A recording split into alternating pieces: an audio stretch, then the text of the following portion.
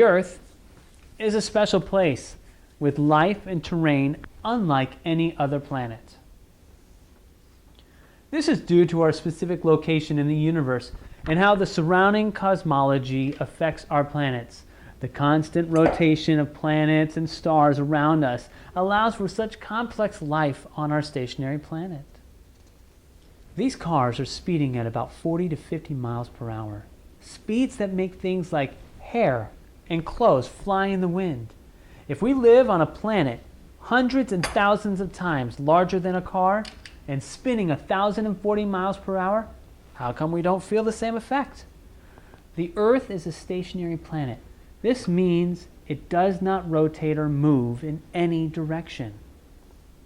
Instead, all things have motion around the Earth.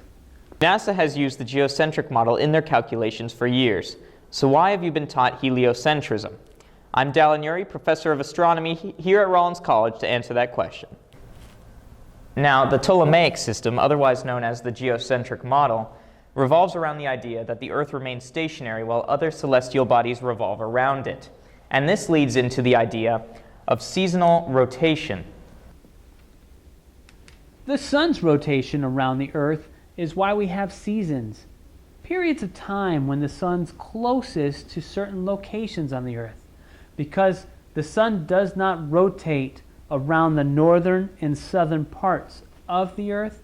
Two large areas of ice known as the North and South Pole remain. This is why the sun rises and sets each day.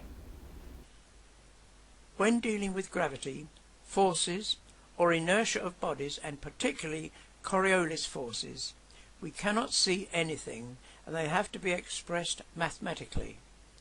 They are not easy to illustrate with diagrams. All that can be done is to show the effects of such forces.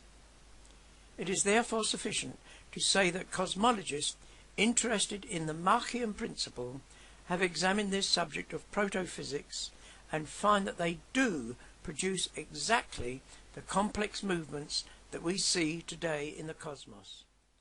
Barbour and Bertotti